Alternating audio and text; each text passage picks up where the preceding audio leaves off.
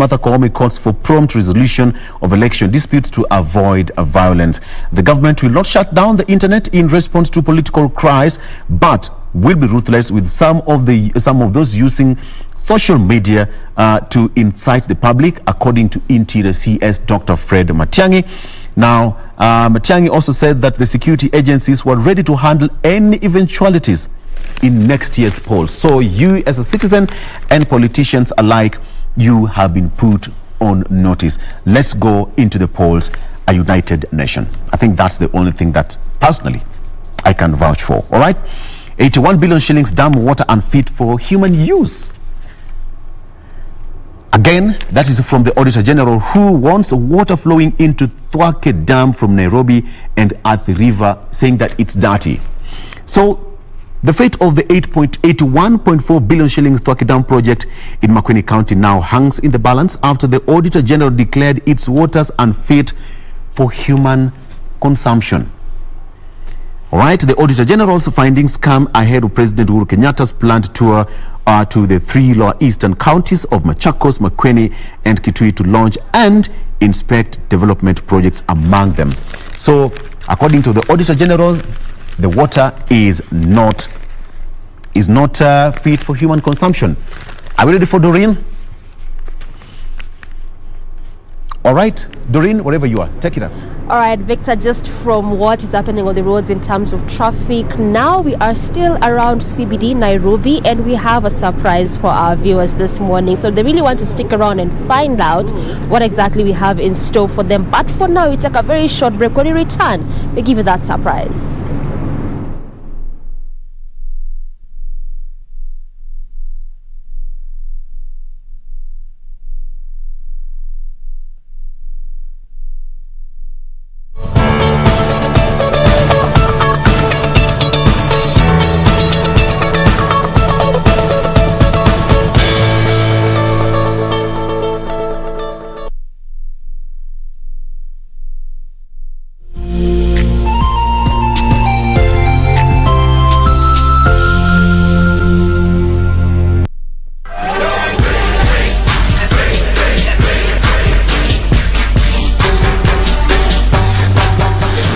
Chicago was the first lesson.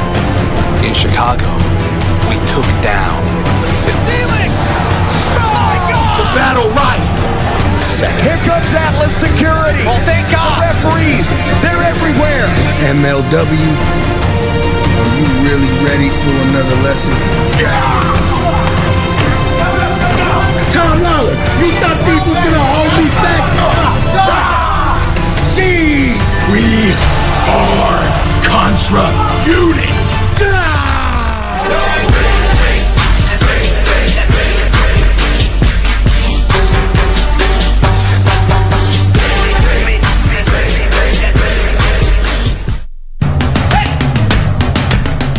Bwana Motiso, pikipiki yako ndio hii.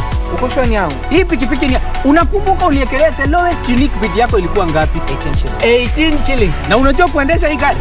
Kidogo. Haya, kitoko yako shika helmet, kifungu yako, chomoka na mali yako. Kujiunga na QuickBid ni rahisi. Enda kwenye M-Pesa, bonyeza paybill kisha weka business number 4032353. Kwenye account weka kodi ya bidhaa unayotaka na bid yako ya chini zaidi. Kwa mfano TV 16. Kisha weka shilingi 20 tu kama idadi yako. Weka bid yako pia kwenye www.quickbid.co.ke. Kumbuka, bid ya chini zaidi ya kipekee ndio hununua. QuickBid, bidhaa bora kwa bei ya chini. Do you have any known enemies?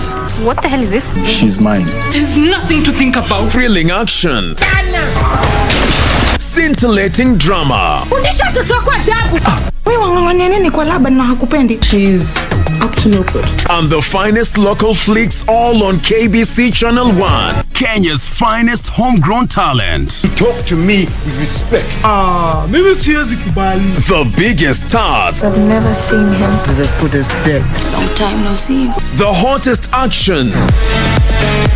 Flip your remote to Kenya's ultimate family entertainment. What does this number mean to you? A pack leader? A winner? Or just a number? To us, it means freshness, boldness, vibrancy, and heritage.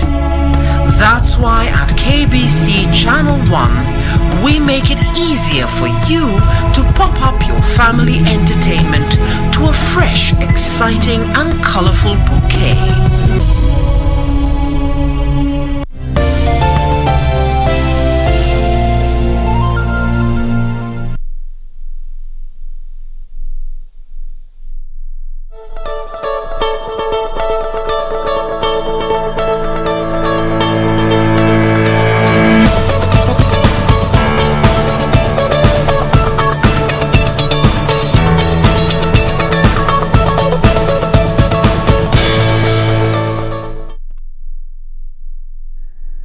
Welcome back to the program. This is Good Morning Kenya, and you know, if it's Thursday, it's definitely Entertainment Thursday. And this morning, just like I mentioned to you earlier, we have a surprise for you, simply because we won't be doing it in studio. We are around CBD and we want to speak to a gospel artist. Our focus this morning will just be on the evolution of gospel artists, given the fact that this is actually an upcoming gospel artist goes by the name of Vosti. Now yuko hapa na mimi, so you just want to find out how he's been doing, how his music has been like for this 2 years, and also how COVID has affected him as an artist and how he's been doing so far. Mambo bambo. Niko fiti. Mwenyezi Mungu anasaidia. Niko poa sana. Hakuna msanii wa gospel asemangi Mwenyezi Mungu amsaidie. Kweli unajua mwanzo sisi tunafanya kazi yake, so lazima tumtangulize mbele. Anasaidia sana. Kweli kabisa. You know, before we began, my producer on the other side was asking, ni Vosti, Vosta, Vostisho. So hii jina, hebu tuambie, to tell us something. Okay, ni jina iko short na pia ni jina ambayo inashinda wingi kutamka, unaona. But Vosti ni jina ambayo nimeitoa from my first name, ambapo mimi naitwa Steven. So Steven nikaiweka ikakuwa short Stevo. So Stevosti ndio hiyo Vosti ikapatikana. Ndio hiyo producer Stevo. Sasa asiulize sasa. Asiulize sasa. Ashapata yani. Okay. Yeah, kweli. All right. Yeah. Now let's start with your music when you tulianzia. Because you know, when we're having this conversation off air, realize that ulianza muziki pale almost 2 or 3 years ago. Muziki nimeanza officially, let me say kitu kama 3 years ago. Lakini baadaye hapo nini mwanzo nilikuwa naimba tu before sasa officially ningekuwa studio ku record. Yeah. So hapa mwanzo ni miaka gani ya Swana? Mbona ukuanza hiyo time officially? Why do you have to always wait? Ilikuwa tena nikiwa mdogo. Okay, muziki ilikuwa kwa damu. Nilikuwa naifanya kama yani ilikuwa tu kwa damu yani, unaona. So ndio hivyo nikigrow nayo ikakuwa passion, ndio hivyo sasa. Ya ikafika mahali nikaona no. I just have to get to the studio at least into ngoma. Wewe Vosti bado unaweza sema wewe ni msanii ambaye anachipuka. You know, you're still at least coming. You are young. Na tunaona sana kwanza wasanii wa gospel. Mtu anaanza like almost 2 years ago, 3 years ago. Tunamwona pale around the next 5 years ameenda secular. Ama utatujui penye yako? I think kwa wale wenye maybe wanaenda to the other side, naweza sema maybe hawaja receive calling, ama maybe wao wako too into the world, as in wanaimba tu muziki kuimba, unaona. Cause mimi nafikiria kama we ni msanii na okay, unataka kufanya muziki, maybe tuseme ni gospel ama hii muziki nyingine tunaita the world music, secular music. Yeah, unafaa kukuwa na ule msimamo, unaona. Kama ni kumtumikia Mwenyezi Mungu, mtumikie mpaka hadi mwisho, unaona. Na kama basi maybe we ni kwa the other side, maybe ni sawa, lakini naonanga wenye wako kwa hiyo side wanakujanga hii side nyingine tena hii yetu, unaona, of which si tunashukuru sana. But of late tumekuwa tukiona kwanza, we won't call names because you're not here to judge, by the way. We won't say the names. But of late tumeona sana wasanii wa gospel mpaka tunawajua, yani huyu alikuwa gospel na umemweka penye yako kwa music. But after a while kidogo kwanza ako pale katikati, then after like a year or two ashasema mimi sasa ninaimba secular. You know, so ukisema ati wanakuja the other side, I think it's the opposite. No, maybe niseme ni peer pressure pia. Ile pressure wanakuaga na, unajua muziki sijui niseme aje, wengine wako into business kwa hii muziki, that's why anataka ku get dough. Mtu anataka kufanya muziki kupata pesa yani, unaona, na mwingine anataka kufanya muziki maybe kwa his own whatever, unaona. So muziki, let me say, muziki iko wide, na kwa wale maybe wanafanya muziki into another way, wanataka maybe kuweka mafans wakuwe na ile tuseme wakuwe na ile, sijui wachukulia aje, sijui naweza iweka aje, lakini niseme muziki ni kitu moja ambayo inaweza kupatia peer pressure ambapo watu wanaweza kukuambia, mafans wanaweza kukuambia no we like ukifanya hivi ukwe hivi, unaona, maybe kama ulikuwa na imba gospel wanakuambia the other way around, then unaona unaenda to that hiyo field. Okay. Yeah. Na kuna kitu mention which I want us to stick there just a bit, at least at wale upcoming other gospel artists, them wale wanasikiza can have a better understanding of what you said. And this in regards to ulisema wengine si calling, some just here mtu ana feel me maybe niko na talent, so why not music to the world. Kweli. In aspect ya calling, able explain for us further to understand what I mean, how does it even happen? Yeah, true. Ndo maybe niseme kitu moja, ndo that's why tunaita talent. Unaona? Hii calling inakujaga wakati unapata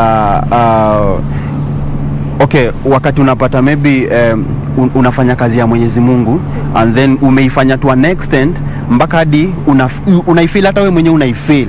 Unaona? Unaifeel. So ile kuifeel ndo saa inakukujia in a way that unaona no, I have to do it maybe much better than the way I'm doing it now. So unapata unafanya vitu to a righteous way. Unaona? So hiyo ndo sasa inakuwa ni ile calling kabisa. God anakucall karibu, anakuambia okay, do it to inspire others. Unaona? At least tunawaleta karibu na kingdom of God. Unaona? Yeah, true. So sema wengine ni kujiita wamejiita. Wacha kuitwa. Maybe. But you're not judging anyone. We are not judging anyone. Yeah. All right, let's talk about your first song. Ilikuwa ongeza ama ni nipe? No, my first song ile nilifanya ilikuwa nipe. Nipe ni ngoma ambayo nilifanya 2020 I think 2020 wakati saa nili-release 2020. Yeah. Tell us a bit about that song. Inspiration ilikuwa nini? Because again, ilikuwa time ya corona when things are thick, difficult. Unataka kuinspire watu. Yeah. Wacha, sijui kama naweza achilia mstari moja ndo maybe watu wanaelewa. Ndio maana wewe ni msanii, achilia, lazima wajue you can sing. Ati niondole shamba la mawe, ni wakati wa mavuno. Awacha wajue Simba ni wewe. Hiyo ni voice tena na tuko hapa. Unajua nipe ni ngoma ambayo kutokana na venye niliandika ile ngoma ni a true story. It's a true story. Na kwa yule ambaye anaisikiza kutoka mwanzo mpaka hadi mwisho, nimeji-explain kwa ile ngoma vitu sana. Unaona? As in ile life ambayo mimi ilikuwa ni my normal life, ile nilikuwa napitia struggles and stuff. So unafika mahali unaambia God no. Fungua milango, yani wakutambue wewe ni God. Unaona? Yeah, kabisa. Fungua milango wakutambue wewe ni God. That is what Vosti is telling us. But before we continue this conversation, ametupa mistari, yes. Lakini mbona tusisikie the whole song and get the whole idea? Director, tucheze, tuweke wimbo.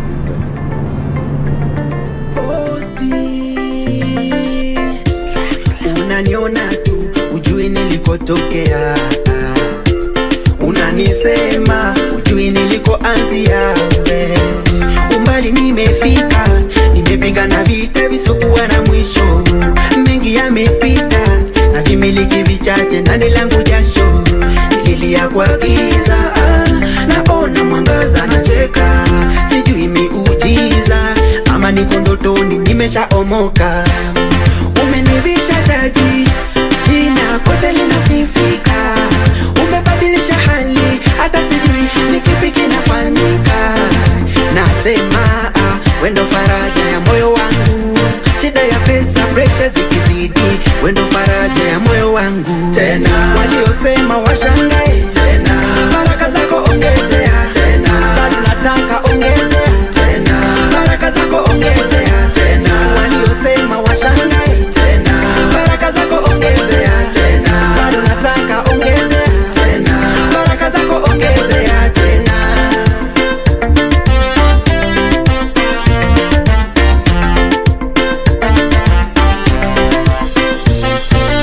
Najua sipo nilipokuwa jana, hatua nimesonga hai. Ishara kwamba unaniangazia, na nyota yangu bado unanimulikia. Pengine singeweza mwenyewe. Hiyo sasa That is Nipe, the first song by our guest this morning. Bado tuko na yeye. We are still with him hapa, and he's telling us about his music journey. That was just a sneak peek of what he has done, but he has done more just aside from that. Vosti, let's continue the conversation. Well, yeah. And we're talking about the inspiration behind your first song, and you're just telling us how things were, and it was more of an inspiration song. So maybe you can tell us what wanna watch home, what try to understand. Wewe kama msanii kwanza wa gospel, creative process yako huwa inakuwa vipi? Pardon? Your creative process as an artist. Oh yeah, ile maybe creative process yangu ya kuandika muziki maybe. Unajua ngoma zangu most zuu kuja tu unaona. Zuu kuja tu, mimi najipatanga tu yani, alafu pia inalingana na situation ile maybe mtu amekuwa ndani. Because unajua una understand muziki ni feeling. Unaona? So inalingana ni situation gani ambayo nilikuwa ndani. Kama ilikuwa ni sad situation, of course muziki itakuja sad. Kama ilikuwa ni happy situation, muziki ndaiandika kama iko happy maze. Lakini kwa hizi ngoma zimefuatia hapo sili sana. At least zimekuwa happy. Kauli sana. Sijui nini na wasanii wa gospel na kulialia. Unajua ile kulialia ni venye unaanza muziki. Unajua kuna mahali pale unaanza from the scratch. So ile una struggle, una feel. You feel it, so lazima una release ile feeling yenye uko nayo kama msanii. Una get So siwezi kuwa ati niandike muziki wakati na struggle then niandike muziki happy, unaona? Haita make sense. Lazima ni feel kabisa watu kumbe huyu jamaa alikuwa ametoka mahali kwenda. Unaona? Kweli yaza. And it has to be as real as possible. Okay. Now, kuna kitu umesema, and I just want us to stick there a bit. Also because you're a gospel artist. Umesema ati wewe kwako tu muziki unajua inakuja, alafu pia ni feeling. But unapata mara mingi we get to understand that especially for a gospel artist, because sometimes they will say you need to be reading the word, that needs to be inspiration. Sometimes it could be things that you've gone through that needs to be inspiration. But wewe kwako tu ni feeling, like inakamka imekaa. Hebu tuambie. No, wakati mwingine pia wakati mwingine ni venye pia ile venye umezoea yani. Unajua kwa wasanii wengi si ati lazima maybe read the Bible or maybe you get whatever you want. Kama muziki yangu sana mimi wakati naandika kuhusu life. Unaona life inspiration and stuff. So it's a normal life ile mtu anaenda tu. So exact mimi naandikanga kitu napitia. Ndo that's why ni muziki yangu sasa hiyo. Unaona? Kama maybe ningekuwa nasoma Bible and then I could be writing the word. Unaona? But yes, of course, ka gospel artist nasoma Bible, si ati sisomi Bible, unaona? Yeah, but muziki yangu ni kuhusu maisha kawaida. Yeah. No, Jamii sema it's always important for me to always ask that question, especially for gospel artists, because tunakuwa na hiyo notion ya, you see, as a gospel artist, we need to listen that the fact that your music is mostly from the Bible. It's inspired from the Bible, but sometimes kuna that aspect of I just want to encourage people. I want to inspire people, and that may not necessarily be from like a verse in the Bible. Sindio? Right, let's talk about Ongeza, your song. Ongezea. Ongezea. Ay. Baraka zako ongezea. Yes kabisa. Ongezea ni ngoma fulani ambayo ilikuja next. Unaona? So Ongezea pia ni life situation ambayo pia ilikuwa ina change pole. Life yangu ilikuwa ina change mdogo hivyo ikiendelea hivyo. Nikaona kwa sababu God amenitoa mahali penye nilikuwa na struggle, ameniweka katika hii situation ambayo niko na ambapo si struggle so far. Mbona nisimuandikie hii ngoma? Ongezea. Bado nahitaji baraka, unaona? So Ongezea ni ngoma ambayo nimeiandika na iko vitrutu sana. God amecheza kama yeye. Yani iko tu poa yani. God amecheza kama yeye. Amecheza kama yeye yani. So unaona mpaka hadi na come through live interview and stuff. So unaona? Siaongeze baraka kama. Kweli. Alright, let's talk about now collabos.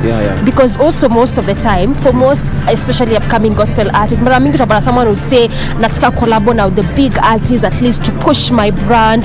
Have you done any collabos, and if so, na nani? No. I haven't done any collabo so far. So good.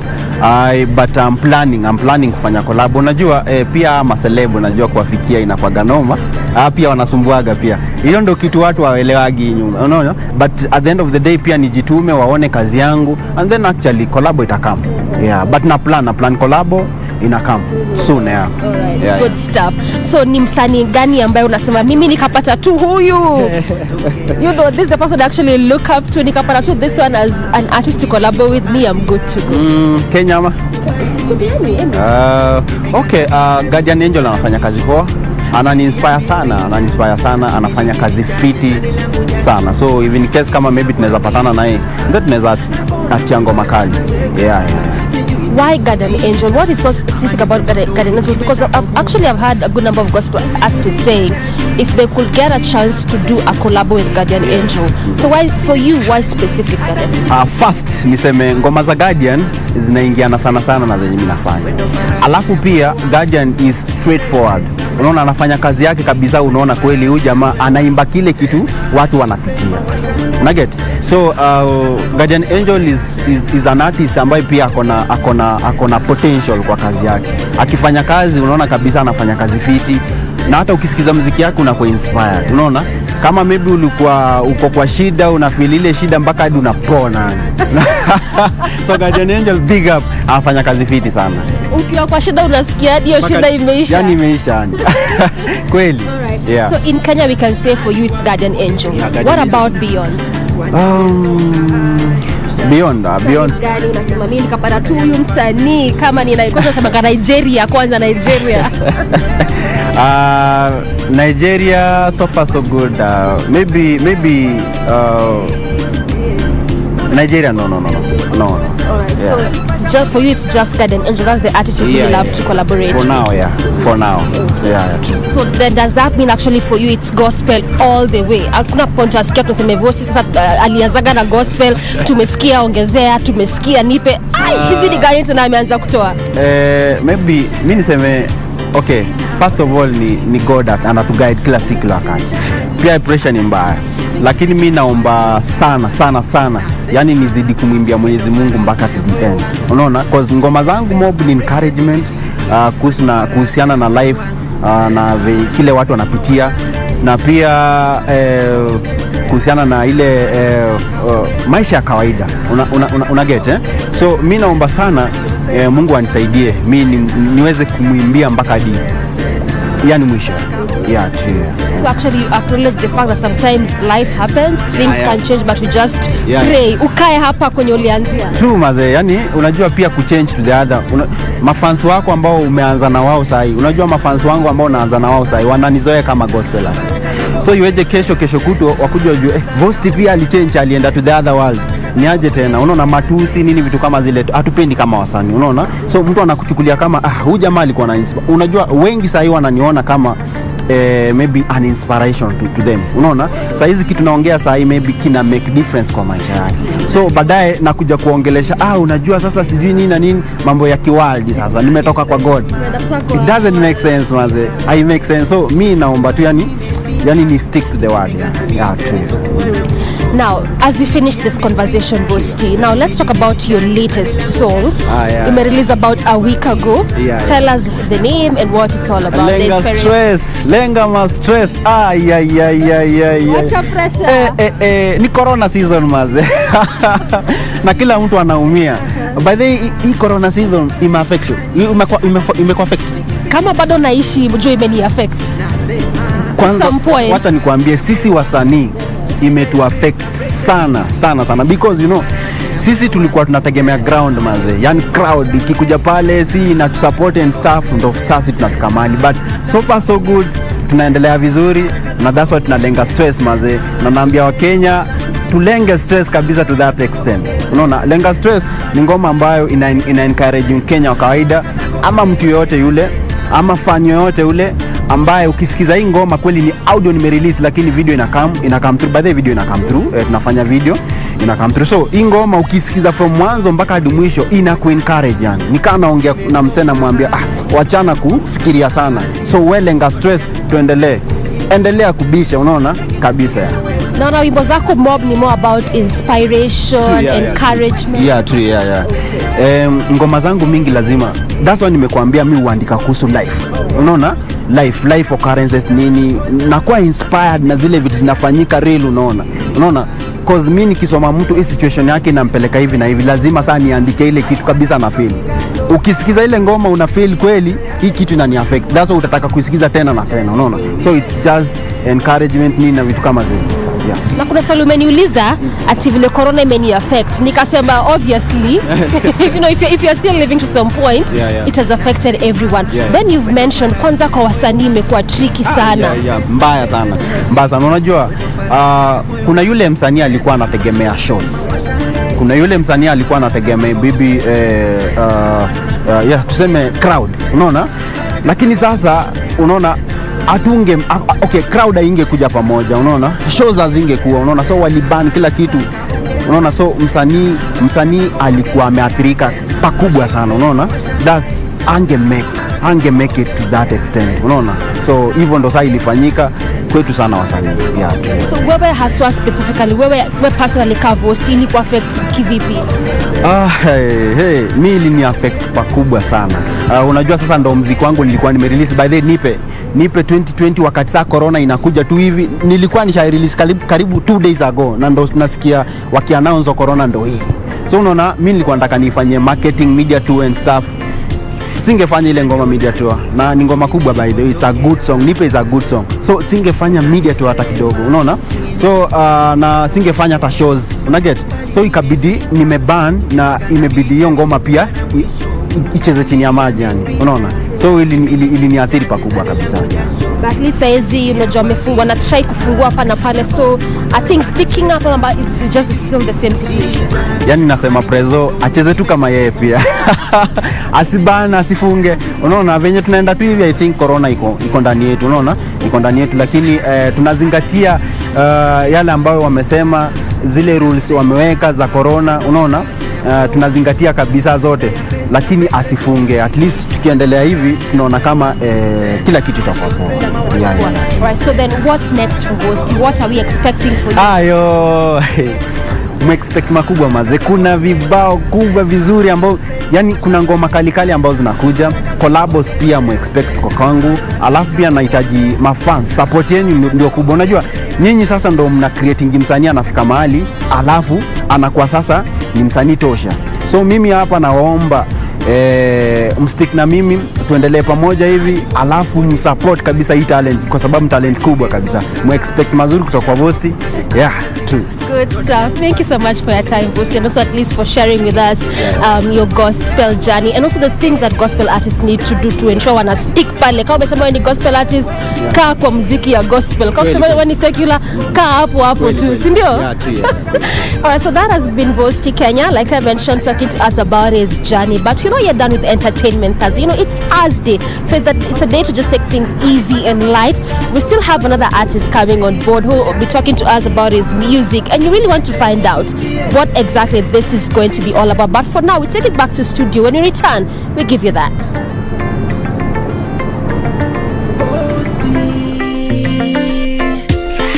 Unaniona tu ujui nilikotokea, unanisema ujui nilikoanzia, umbali nimefika, nimepiga na vita visokuwa na mwisho, mengi yamepita na vimiliki vichache ndani langu jasho, nililia kwa giza, naona mwangaza, nacheka, sijui miujiza ama niko ndotoni nimeshaomoka. Umenivisha taji, jina kote linasifika, umebadilisha hali, hata sijui ni kipi kinafanyika. Nasema wendo faraja ya moyo wangu, shida ya pesa, pressure zikizidi, wendo faraja ya moyo wangu. Tena waliosema washangae, tena baraka zako ongezea, tena nataka ongezea, tena baraka zako ongezea, tena waliosema washangae, tena baraka zako ongezea, tena nataka ongezea, tena baraka zako ongezea, tena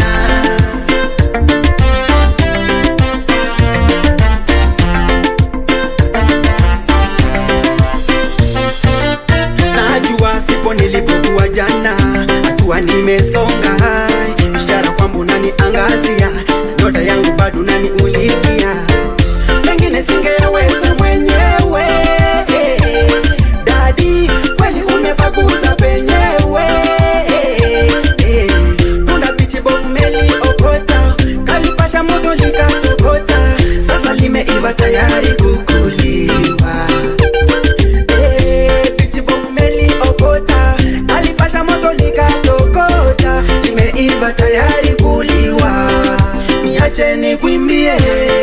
Umenivisha taji, jina kote linasifika. Umebadilisha hali, hata sijui ni kipi kinafanyika. Nasema wendo faraja ya moyo wangu. Shida ya pesa, pressure zikizidi, wendo faraja ya moyo wangu. Tena waliosema washangae, tena baraka zako ongezea, tena bado nataka ongezea, tena baraka zako ongezea, tena waliosema washangae, tena baraka zako ongezea, tena bado nataka ongezea, tena baraka zako ongezea, tena waliosema washangae, tena baraka zako ongezea, tena bado nataka ongezea, tena baraka zako ongezea, tena waliosema washangae, tena baraka zako ongezea, tena bado nataka ongezea, tena baraka zako ongezea, tena.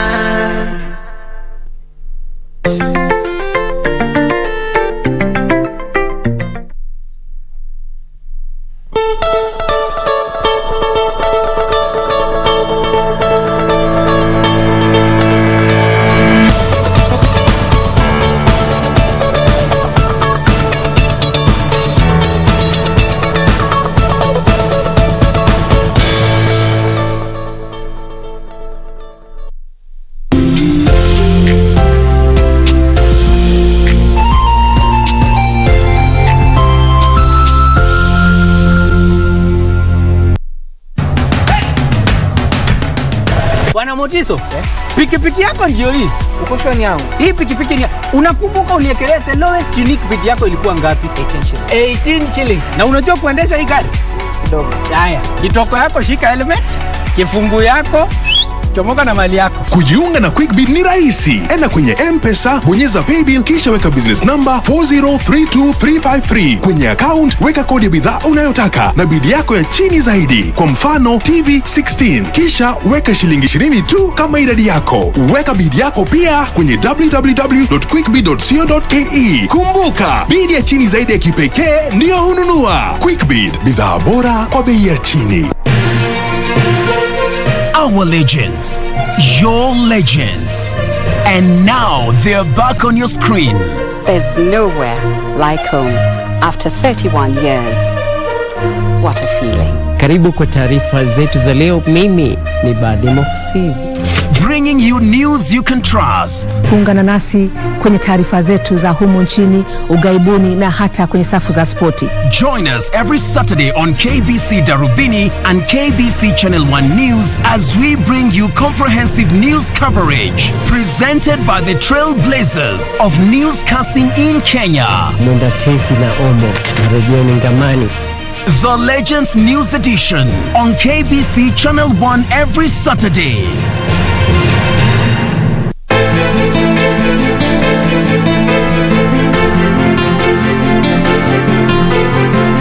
Mimi yuko wapi? Mimi? Si wewe hapo? Mimi paka wangu. Tell me what you want. There must be something you want. Tena basi hiyo sauti ambayo ilikuwa yajibu nayo ilikuwa ni ya mama kabisa. Anaambie, mimi sijui sauti ya mamangu. Mimi wakinipandisha nitawanyosha mpaka watia kimu.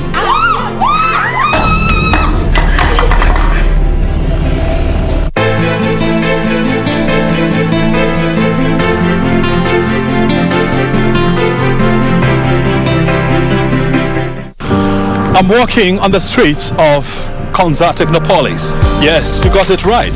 The African Silicon Savannah is slowly but surely taking shape. But the question is this: what do we need to do to accelerate the progress of Konza? The project is taking shape. As you can see, the Konza complex is up and the roads are ongoing construction and the project is becoming a reality. This week on Inside Government, we talked to Kotida Chief Executive Officer, Engineer John Tanui, on the progress of Konza and the future of the African Silicon Savannah, right here on KBC Channel 1.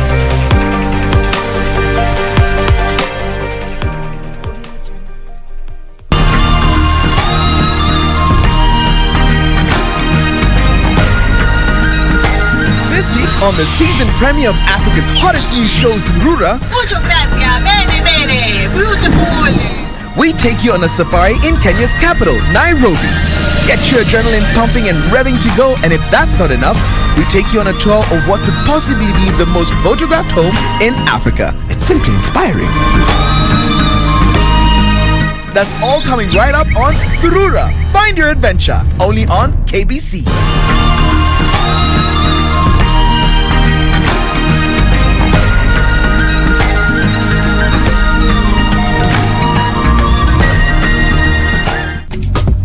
This is where it all began.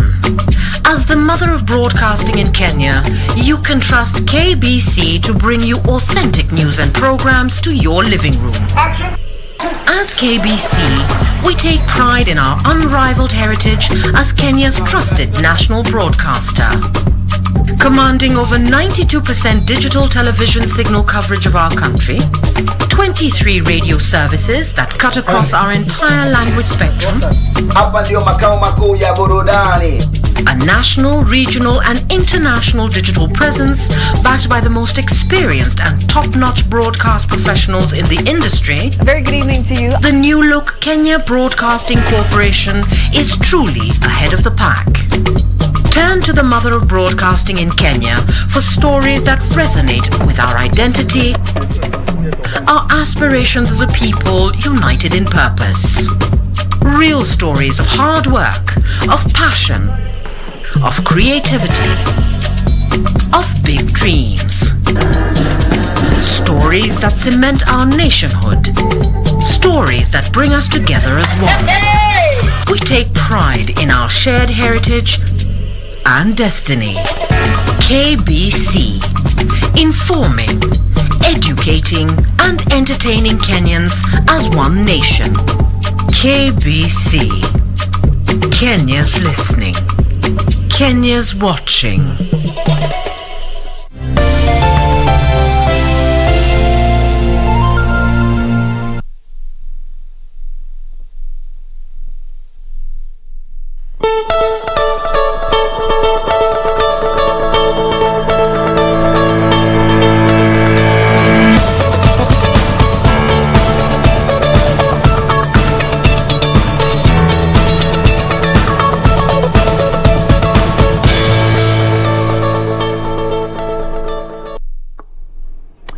And welcome back. This is Good Morning Kenya, and of course today is Thursday, all right?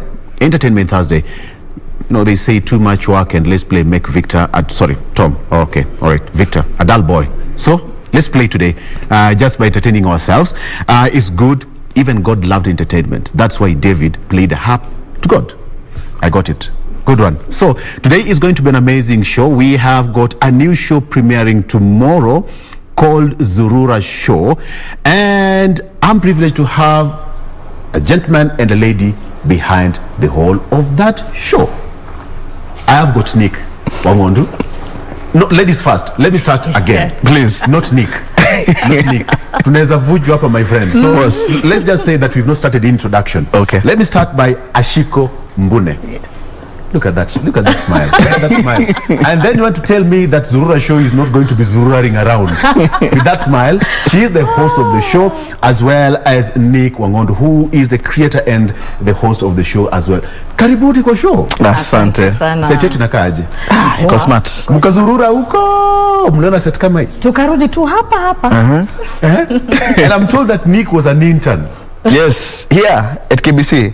Yes. About 11 years ago, when I came back from uni. Yeah, I was here for 4 months. I had the pleasure of working under your producer, Ben, here on the floor running around. And 11 years later, I'm back here premiering a show that... How does it feel? It's amazing. You know, this we couldn't find a better home than bringing out this show on KBC. Yeah. So it's like you're taking it back home. Exactly. All right. Yeah. Absolutely. How is it? Sisi, we know Ben as Ben. Yeah. How is it working with Ben way back then 11? I can imagine the way alikuwa nakaa kama Kalamu way back. He's still stressful, man. Yeah, at least now ameongeza kidogo, you know, but even back then he was still stressful like he is now. Ben, umesikia hiyo disclaimer, not from me, not from me, from Nick. Okay. Welcome to the show. All right. So we have a new show premiering tomorrow. Let me just start with you now, Ashiko. How did you come about with the name Kuzurura? Because we all know the meaning of Kuzurura.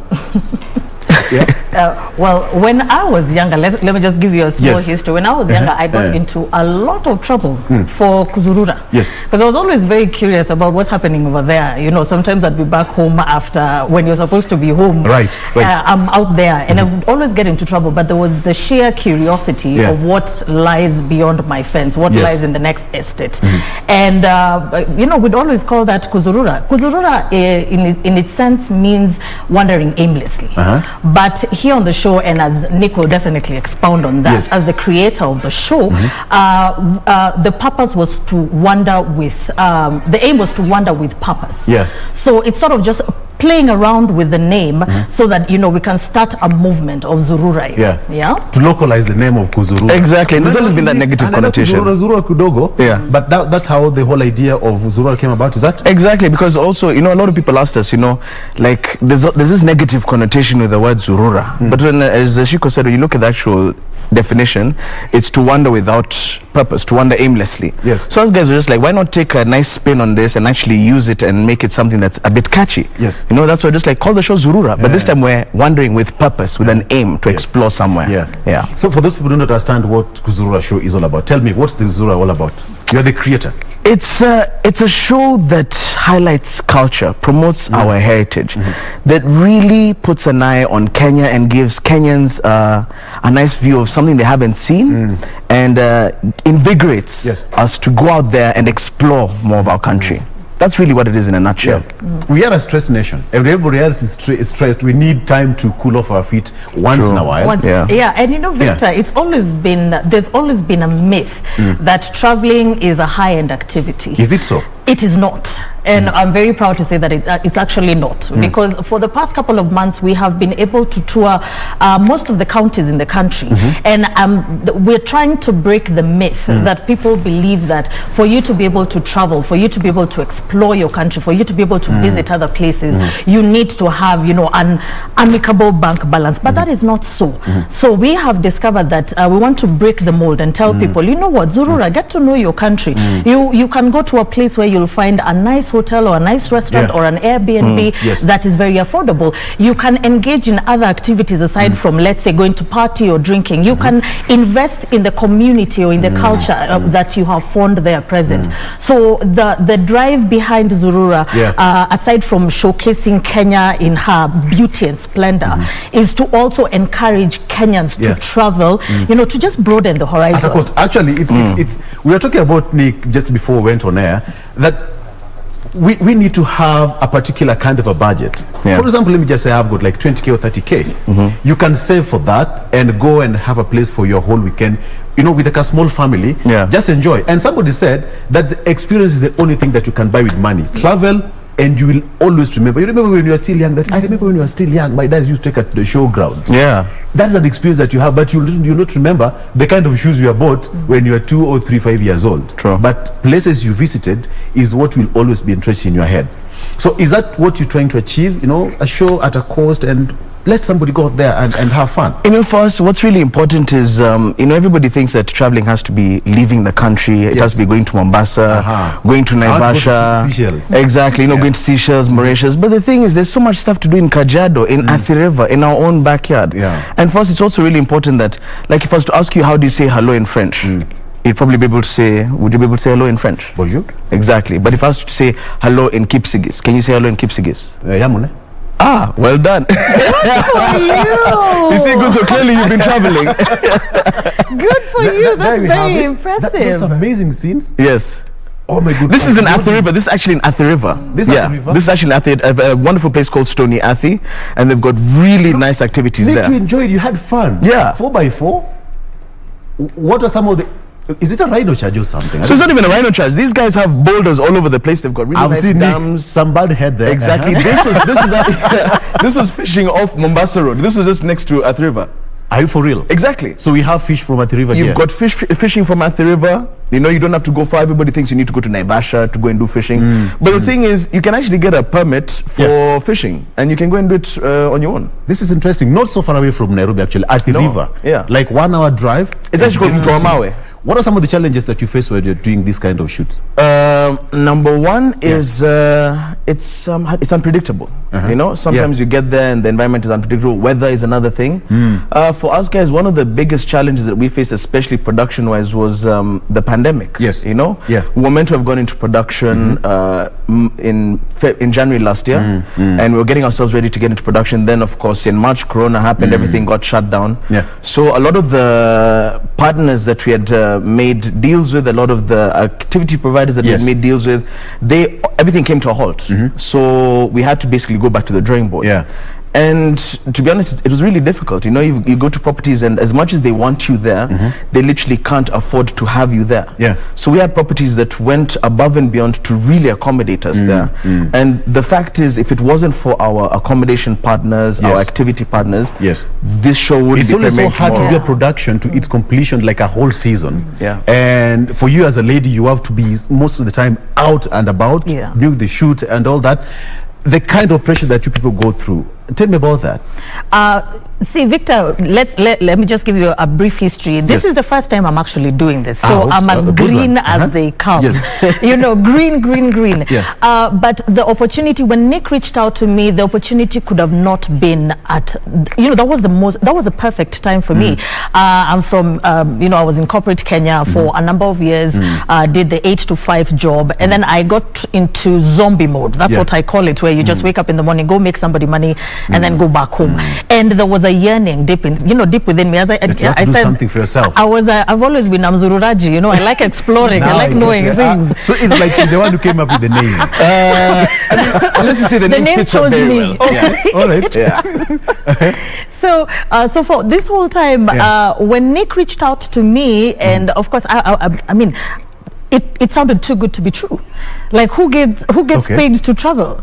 It sounded unbelievable. So when we did have a sit down and we discussed everything, and he explained to me the nitty-gritties of what actually goes on when you're shooting a show, where you have the number of episodes, how long you're going to be on the road for, you may be away from your family for, you know, weeks on end, away from the comfort of your home. Remember, I was a creature of habit for a number of years.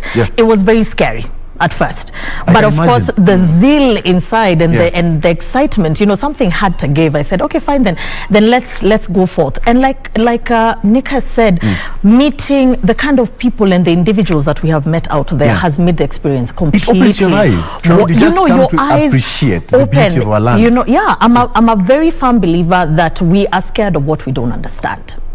And by only if you immerse yourself completely in a different culture, in a different tribe, in a different profession, is the only time that you'll actually appreciate. And that is what I've gotten. We have it again.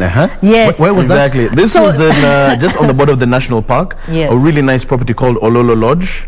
And this was at Buxton Tunnel in Kiambu County. Not many people know this tunnel is there. I don't know. I've never been here. Yeah, it's nearly a kilometer long, and you go inside there. Of course, you don't go there on your own. This wonderful group is called Let's Drift. Young guys who are taking people on local tours within Kiambu County. You get linked up with them. They'll take you for the tour. Of course, they'll provide you with security because you don't want to go through that 1 kilometer tunnel on your own. Look at that one. Exactly. These guys are young, you know. Their membership before Corona was about maybe 90 members. As soon as Corona hit, like 2 months into Corona, it went from 90 to 1,000 members. Are you serious? To 1,000 members. And like, so guys wanted to travel. People want to get out. The thing is, people want to get out. Everybody was trapped inside the house. People want to get out. This is Kitengela Glass. So what you'll notice, Zurura is just not about traveling. So what we do is, when we go to a specific county, because we have done county by county, we want to look at their e-commerce, we want to look at their business opportunities, because that's what Kenyans want to see. You just don't want to see the ocean and the forest all the time. Yeah, so like there we were doing organic. So we are also, it's infotainment. So we talked about organic farming, we talked about the balcony gardens. Most people live in apartments. What can you grow, especially when we are dealing with the food crisis, the pandemic? It's very important for you to be self-reliant. So Zurura is so much more than just let's go travel. So now here it's broaden your horizon. You know, discover what is out there, appreciate what is out there. How did yes, Nick? Sorry, we've seen such interesting people. You know, there's a snake farm in Watamu that milks venomous snakes to sell the venom and also to save lives. Yes. You know, we've gone all the way to Eldoret to see Rivertex to understand the capacity of Kenya's manufacturing. You know, the same guys who are responsible for our president's shirts. You know, so it's really interesting when you see these different vying lifestyles and all these people that make up the fabric that is Kenya. Yeah. You've just talked about from Watamu to Eldoret. Have you gone to Homa Bay? Yes, Lake Victoria. Yes, we have. If you've not, that show will not premiere tomorrow. You have to look for a scene, make sure that scene is done and Not fixed. only did we go, we went to find out where omena comes from. We went fishing. With the fishermen. We went with the fishermen. You see? To understand where omena comes from. We actually went to one of the local restaurants there for them to make it first, to actually show us how it's properly made. Not how some people cook it in. You see, when we're talking What's the about time, brother? Let's not talk about omena, how it's made. It's 8. Yeah, it's only lunchtime. No, we're far from No, lunch. not yet, lunchtime. Bado. And Kitui, did you ever go to Kitu? Kwa kida Ben Kamute there?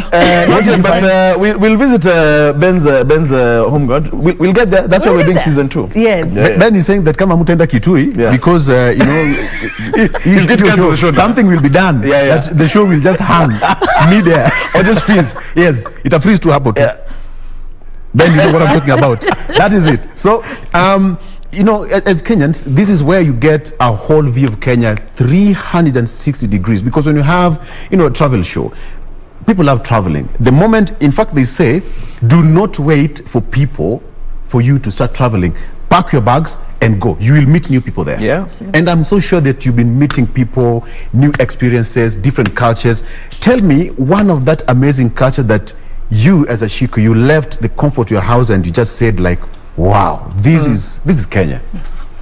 And I'm not being biased. No. Yes, FYI. appreciate what you saw. I'm not being biased. So obviously you study history in high school, and you always hear about the legends. Yes. You know, the legends. And what we did is we visited the Nabongo Cultural Center. Yeah, by the way, we have legends. We're talking about the legends. Yes, we're talking about here. And there's so many. We have the legends. We visited the Nabongo Cultural Center, and for me to see what I have been studying, what I've been reading in the books, and I was able to see the graves of the various Nabongo Mumia, you know, from dates, you know, 1867, all of that.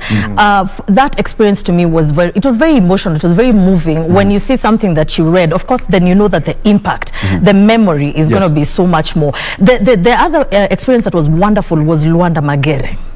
So we went to the history that is involved when you travel, when you immerse yourself. When we Zurura, we immerse ourselves completely into our culture. What do the people do? We interact with them. We visited and we found a 90-something-year-old man, and he has been taking care of the compound where of course you know the legend of Luanda Magere and how he turned into a stone. So he's been taking care of that whole property, and this was by sheer luck. We had not called ahead and said we need somebody to be there to guide us around, nothing like that. We got there in the morning, we found that he's just doing his usual chores that he always does. He's talking and he's old, bent over completely, but such a vibrant spirit, and he was walking around and he was talking to Luanda, and he was having a conversation, and we changed the whole narrative. As much as we'd come with a guide, we were like, no, the story lies with this guy. We saw the rock, we saw in fact, we even told the guy to keep quiet kidogo. We told the guy we're just like, let's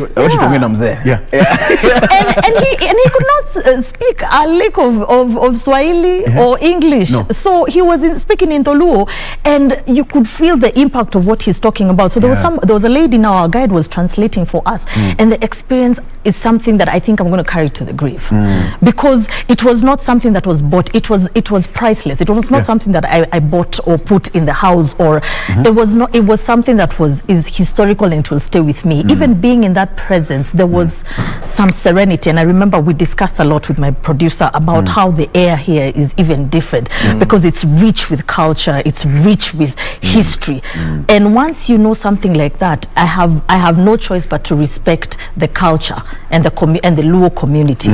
And I believe the more we respect and understand each other's culture, then it will go a very long way in promoting Please, unity. Nick, just it sounds like you're getting into your own skin and you want to understand how the story of Luanda Magere, who is this kind of a person? But even during that time you're shooting the entire season.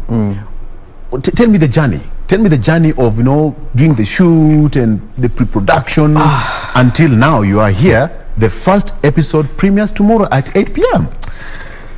It's been challenging. It's been exciting. You know, we shot this pilot 5 years ago. We shot the pilot 5 years ago.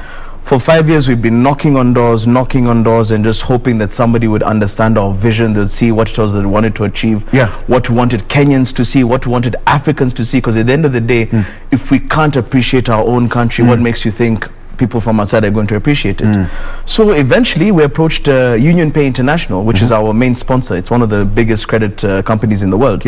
And they understood our vision. And they came on board and said, look, we understand that this is a beautiful show. It's a show that promotes culture, heritage. So we'll back you guys. And we started getting into production, as I said, last year, January. But Corona happened. So everything went organized. Just went south. Everything went pear-shaped. You know, like airlines that we had gotten really nice deals with.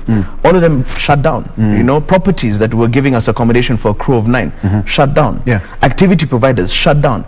But at the same time, we have a budget that's been released. We have to move. Work has to happen. And thankfully for our sponsor, they understood what the situation that we're in. So they said, look, as long as you've still got the energy to do it, go out there, do it. We completely understand what's happening around the world. So we went out there and, you know, we found people who are happy to accommodate us. We had some properties that didn't even have food to feed us, but they had beds. They told us, look, we'll give you beds. You know, we've let go of all our stuff. So we'll bring back the chef to help cook for you guys, but we can't afford to feed you guys. You can imagine traveling with a Shiko all the way from I know.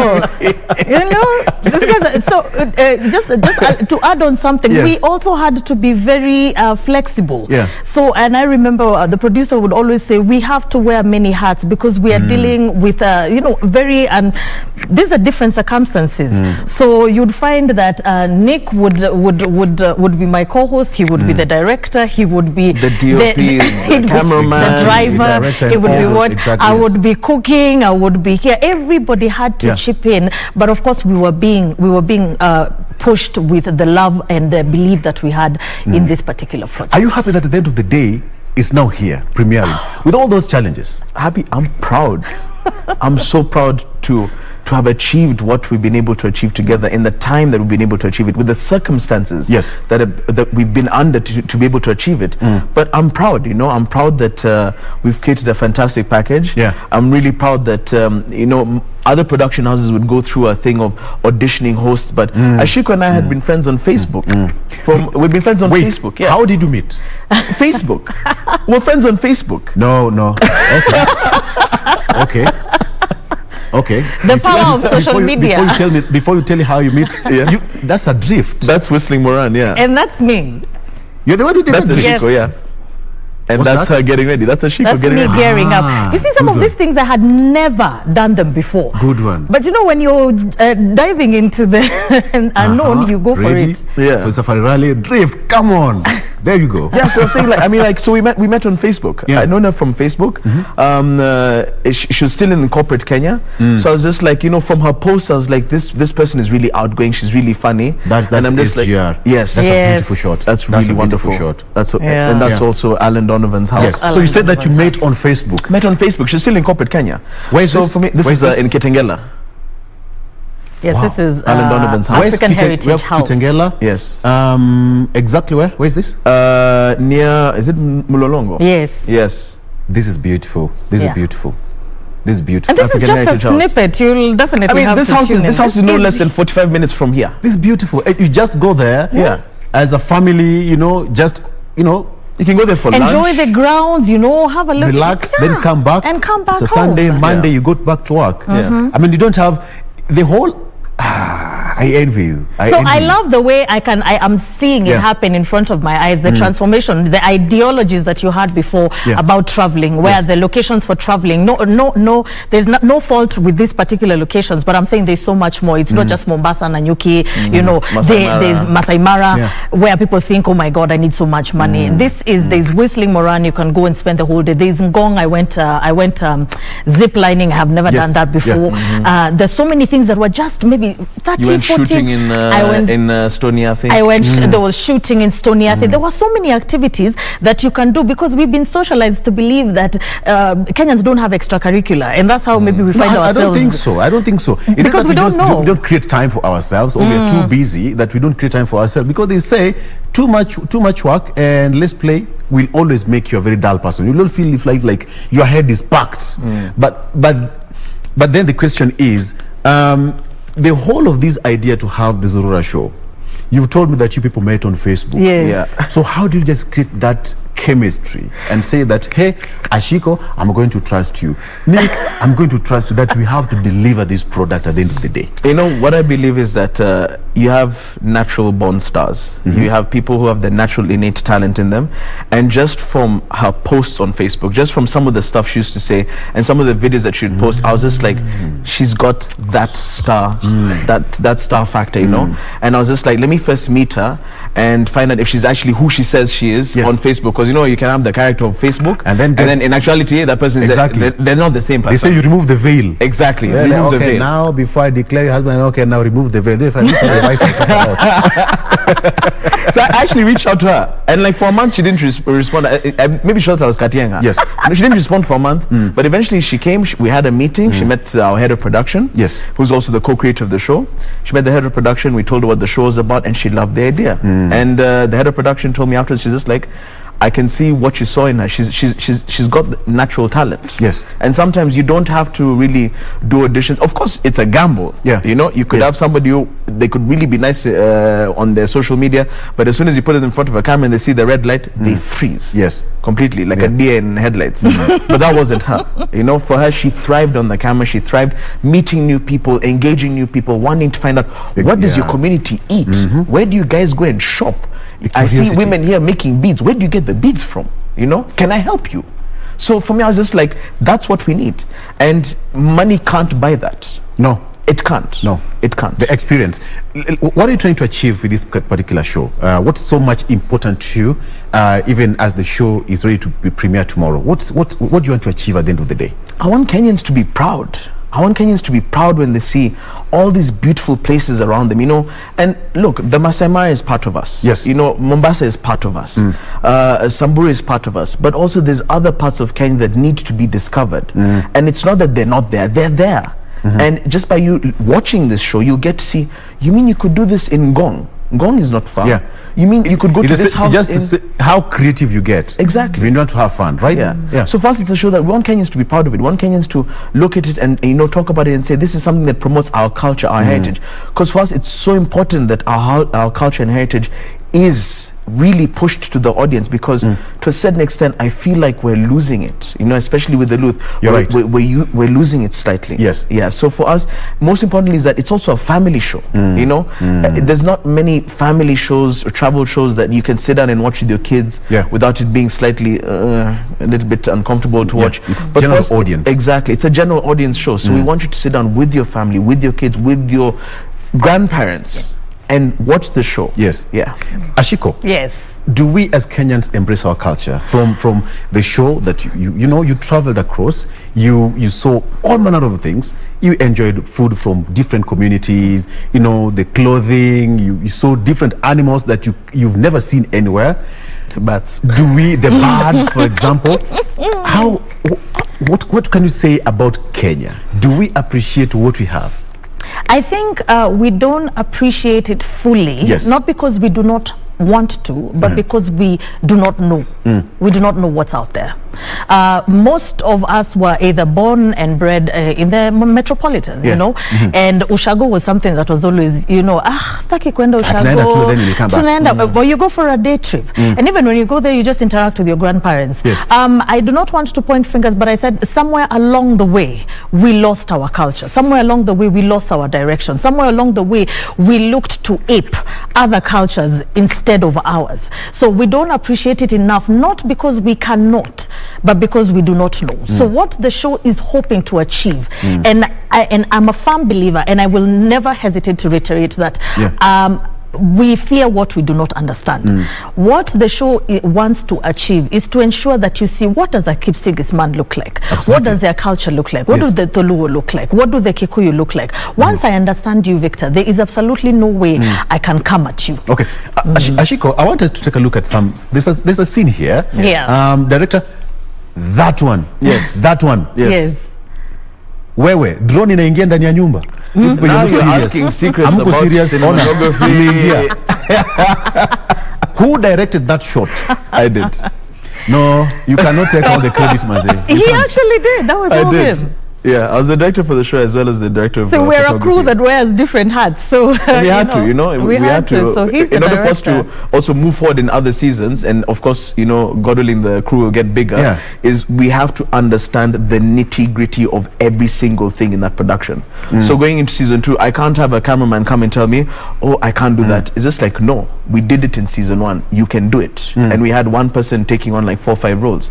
We can't have a makeup artist come in and say, no, Ashiko needs to do this. She knows how to do her own makeup. She's been doing her own styling to a certain extent when you get to certain shoots. You know. So it's extremely important to wear all those hats. I want to ask this question intentionally. If I had, today is Thursday, and most people it's end of the month. If I have 3,000 shillings in my pocket right now, can I enjoy myself? Yes, absolutely. From that show alone, if I have got 3K on the maximum side, can I enjoy myself? Thoroughly. Compass. Okay, start with you. I will start with where I went personally. There's a location on Ngong Hills known as Compass. 1. There's Whistling Moran. 2. Where you can go drift. There is Muguga Forest. Where's Muguga Forest? Muguga Forest is just, Kembu County. you know, you can just, right. 3. There's less drift like what he did. Where you go and meet, and then there's also the cycle, exploring. So those are already 5. With less than 3K. 3K. But then you can even throw in a soda inside there. Maybe even and lunch. Yeah, definitely. 3K. And then, you know, when you have a day's activities. You have a day's activity, and it's not even restricted to just you or a man or a woman. You can carry the whole family. Everybody can be there. You can enjoy yourself. So we genuinely do not have an excuse anymore to sit down and say, siendi pahali juu sina do. Sina pesa. You can have 2K. Wacha nifanye maybe a certain activity that is definitely not of your own well-being. You can take a walk, go hike, go ride a bike, go do.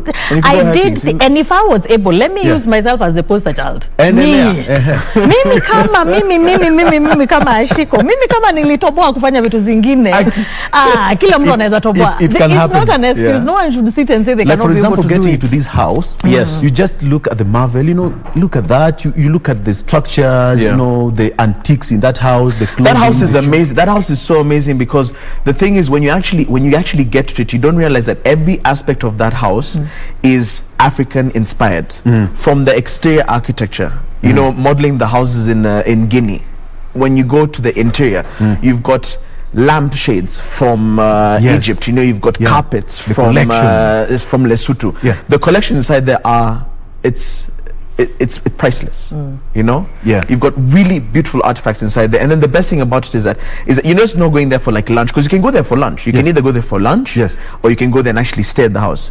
But the curator of the home actually takes you on a journey throughout the whole house. So he'll explain to you where this artifact came from, where these beads come from, how come the Sudanese don't use these swords, these spears anymore, you know. He'll take you through a whole tour of the house, and it's amazing because personally for me, I've never been to a house like that, you know. You go to some houses where people have marble countertops from Italy, you know, but when you look at this African architecture, it's just like, why are we doing that, you know? You go here in Kenya, we have some of the best black marble. in Africa. Okay. But people import marble from Italy. Why? Okay. Why is that? Ben says, you know Ben very well. Ben amesema tunamaliza show. You are his intern at some Ben, point. we're going to go to Kitui. Stop cutting me off. Ben, he says that kama kona show, how much will it, what I'm talking about, quote unquote. Okay. So what do you expect tomorrow at 8 p.m. Moving forward? Some fireworks, right? Yes, absolute fireworks. In 30 seconds, yes. You need to expect to see Kenya like you have never seen her before. Good one. You need to experience the industries, the culture, the diversity. Meet our heroes, our unsung heroes who have excelled in their line of duty, who have enabled us to fall in love with Kenya all over again. Yes. Yeah. Nick. You know what we also found exciting is just by watching the show. Yes. Just by watching the show, just being a viewer at home and watching the show. Yes. You too can actually stay at these properties that we anchored the show from, because we have a hidden gem. A hidden gem.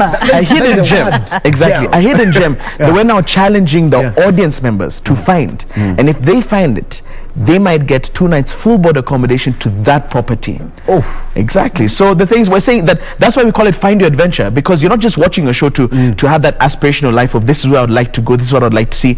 You can actually win a trip watching the show. Wow. Yeah. Okay. It's as simple as watch, play, win. Ashiko, Nick, thank you so much for coming. Thank you for having us. Tomorrow is Friday. Tomorrow is a big day, the second day of the month, all right? And at 8 p.m., the show will premiere here, the Zurura show. So it's all about you sitting there at home and enjoy the view of Kenya from the comfort of your home, all right? They said, at a cost of 3,000 shillings, you can still have fun. You don't have to have $1 million bob to have fun. Just start, go there, and of course, you'll always have to enjoy yourself.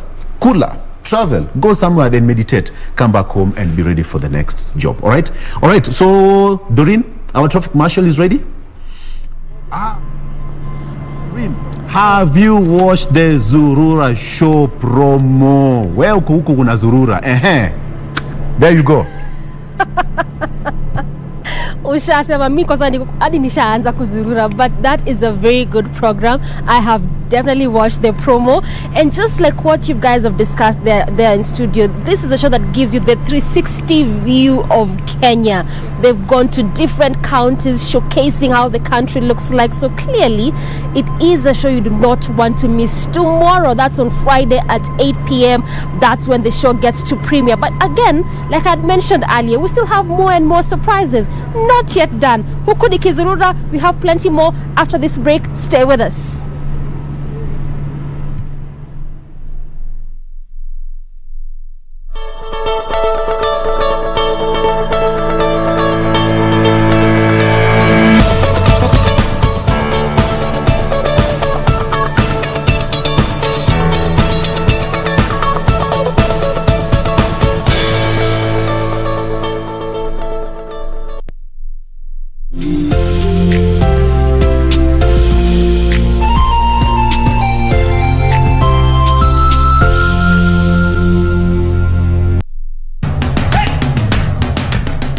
Bwana Motiso, pikipiki yako ndio hii. Uko shwani yangu. Hii pikipiki ni unakumbuka uniekelea the lowest unique bid yako ilikuwa ngapi? 18 shillings. Na unajua kuendesha hii gari? Kidogo. Haya, kitoko yako shika helmet, kifungu yako chomoka na mali yako. Kujiunga na QuickBid ni rahisi. Enda kwenye M-Pesa, bonyeza paybill kisha weka business number 4032353. Kwenye account weka kodi ya bidhaa unayotaka na bid yako ya chini zaidi. Kwa mfano TV 16. Kisha weka shilingi 20 tu kama idadi yako. Weka bid yako pia kwenye www.quickbid.co.ke. Kumbuka, bid ya chini zaidi ya kipekee ndio hununua. QuickBid, bidhaa bora kwa bei ya chini. I'm walking on the streets of Konza Technopolis. Yes, you got it right. The African Silicon Savannah is slowly but surely taking shape. But the question is this: what do we need to do to accelerate the progress of Konza? The project is taking shape. As you can see, the Konza complex is up and the roads are ongoing construction and the project is becoming a reality. This week on Inside Government, we talked to Kotida Chief Executive Officer, Engineer John Tanui, on the progress of Konza and the future of the African Silicon Savannah, right here on KBC Channel 1.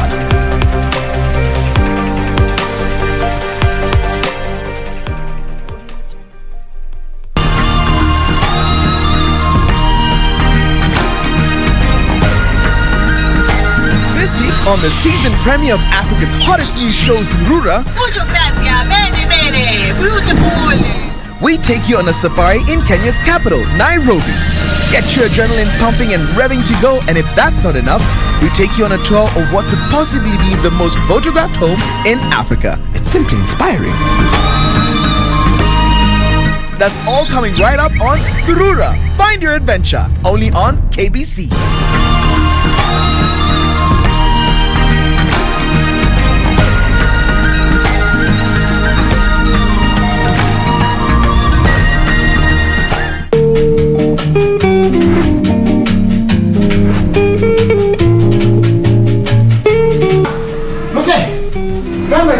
Unaita nani msee kwanza wewe? Umeona baba yako hapa? Mkitualipia watoto namna hivi, sisi vijana tutaoa wakina nani?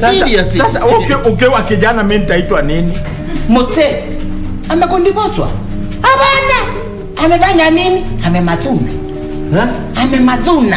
How can I kill myself when I'm still breathing? Ulisema hivyo ili hiyo time tulikuwa na shida sana, ukasema tupange hiyo njama ili tupate ile pesa tuweze kujiendeleza katika maisha. Wait a minute.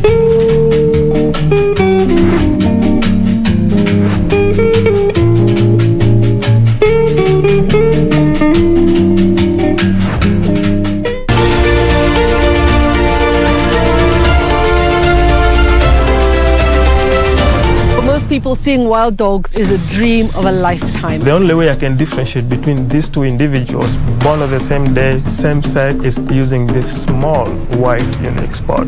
Last night they only got a small prey, so they're hungry. That thing killed all these packs within a span of 2 months. She's been down for about 25 minutes now. We only have about 10 more minutes to go.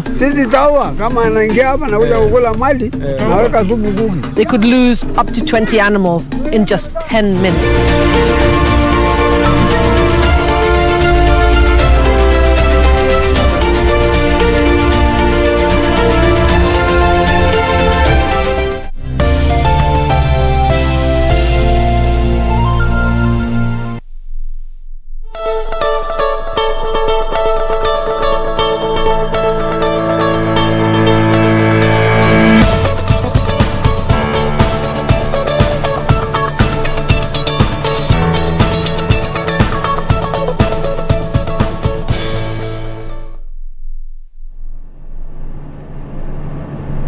All right, welcome back to the program. This is still Good Morning Kenya, and again, like we mentioned earlier, being on a Thursday, it is definitely Entertainment Thursday, and it's that time for that surprise that I told you earlier. So we're just trying to make sure that at least you get a better feel of Entertainment Thursday away from just the studio.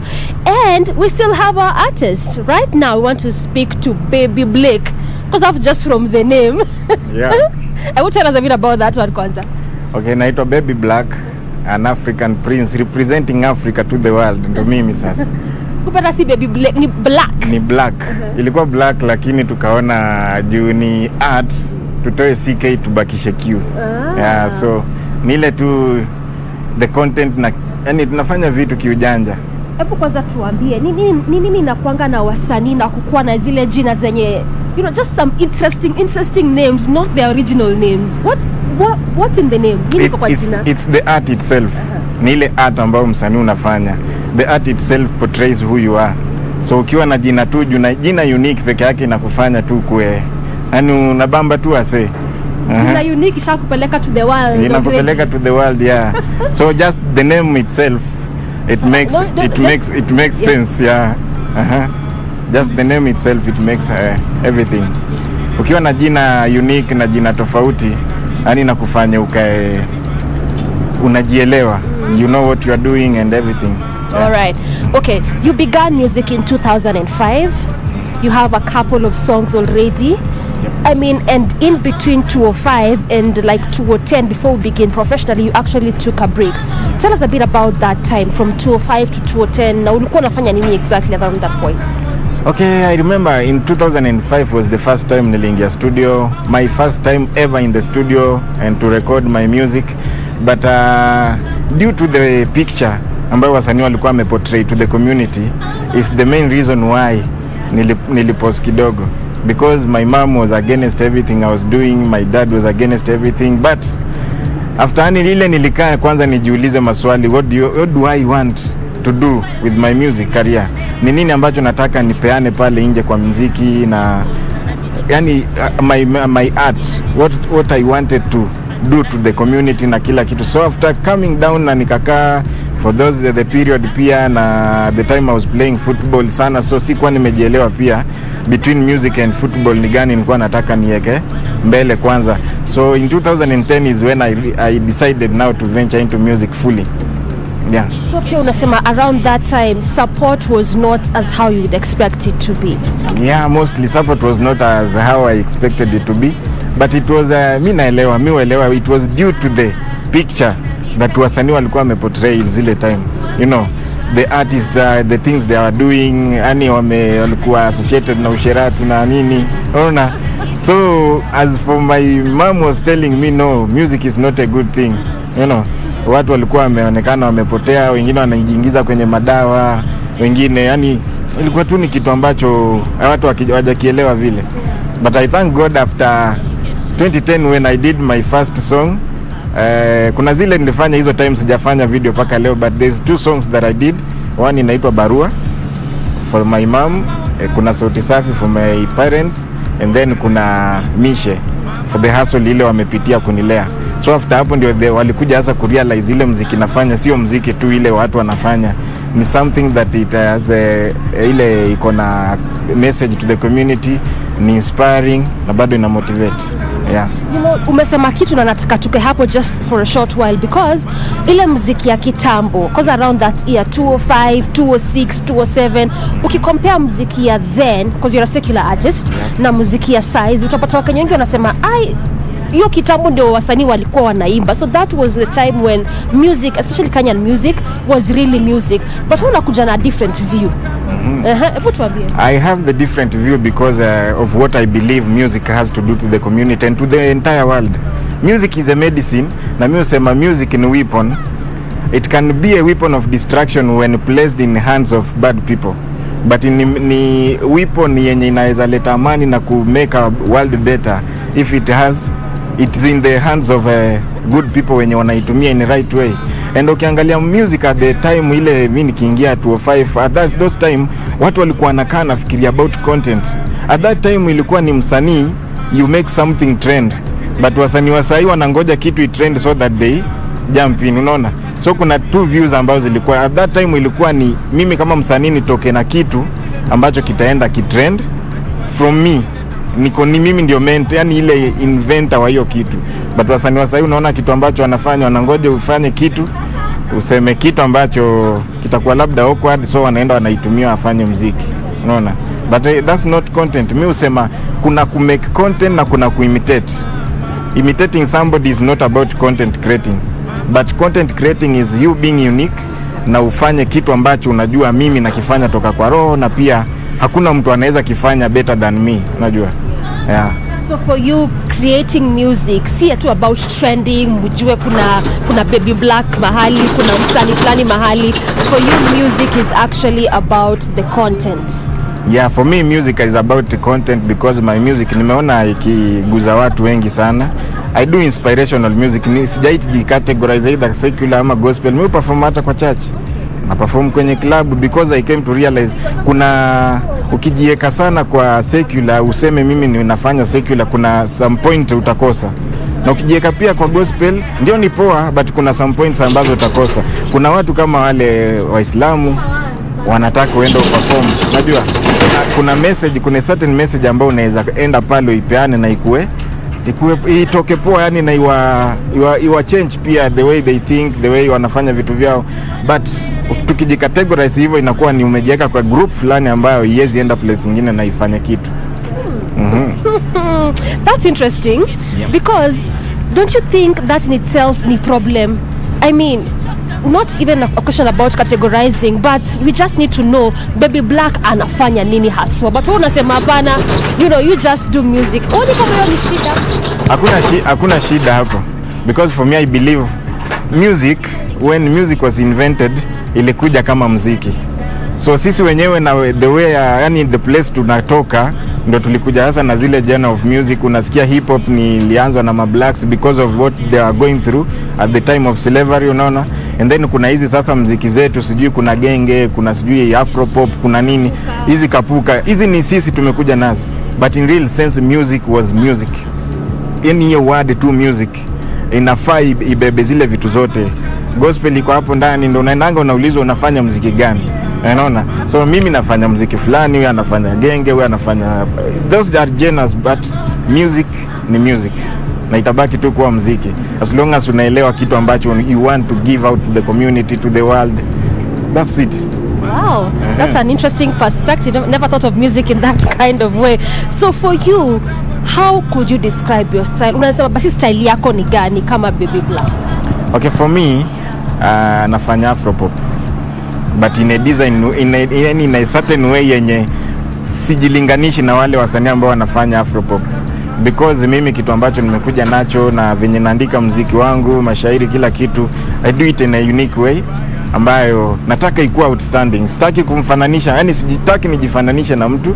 I don't want to follow somebody nieko eti oh sijui Black unafanya kama sijui nani, hapana.